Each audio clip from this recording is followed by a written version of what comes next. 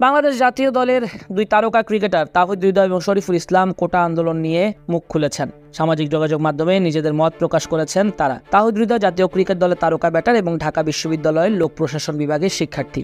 সাম্প্রতিক সময়ে কোটা আন্দোলন নিয়ে ঢাকা বিশ্ববিদ্যালয় সহ সারা দেশে উদ্ভূত পরিস্থিতিতে উৎকণ্ঠা প্রকাশ করেছেন এই ক্রিকেটার।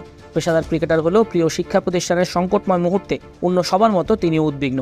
এ ব্যাটার নিজের ফেসবুকে এক পোস্ট করেছেন, কোটা সংস্কার আন্দোলনের দাবিতে ফুঁসছে দেশ, দেশের সাধারণ শিক্ষার্থীরা ক্লাসরুম ছেড়ে রাস্তায় নেমেছে এক দাবিতে। সাধারণ শিক্ষার্থীদের সঙ্গে সংঘর্ষ জড়িয়েছে প্রশাসনও। এই ঘটনায় আন্দোলনকারীদের মধ্যে বহু হতাহত হয়েছে এবং আহত হয়েছে।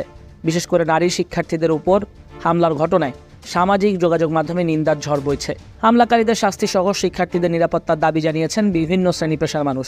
এসব কথা বললেন তারকা ক্রিকেটার তাহিদ হৃদয়। ঢাকা বিশ্ববিদ্যালয়ের শিক্ষার্থী বলেন, সব কিছু থেকে দূরে আছি, তাই অনেক কিছুই দেখা হয়নি। আমার প্রাণের ঢাকা ইউনিভার্সিটি আর রক্তাক্ত না হোক। 2022 শিক্ষাবর্ষে ঢাকা বিশ্ববিদ্যালয়ে ভর্তি হন হৃদয়। 2020 অনূর্ধ্ব-19 বিশ্বকাপ জয়ী দলের সদস্য হৃদয় এখন পর্যন্ত জাতীয় দলের হয়ে 30টা ওয়ানডে, 29টা টি-20 খেলেছেন। বর্তমানে আছেন শ্রীলঙ্কার প্রিমিয়ার লিগ LPL-এ।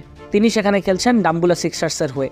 অন্যদিকে ক্যান্ডি ফ্যালকনসের হয়ে LPL-এ খেলা শরীফুল তার ফেসবুক পেজে লিখেছেন, আসসালামু আলাইকুম, আমি একজন ক্রিকেটার হলেও আমি একজন ছাত্র।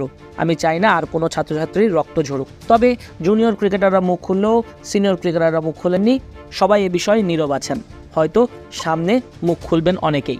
তবে সবারই প্রত্যাশা ছাত্রছাত্রীদের দাবিগুলো যেন যৌক্তিক হলে মেনে নেওয়া হয়।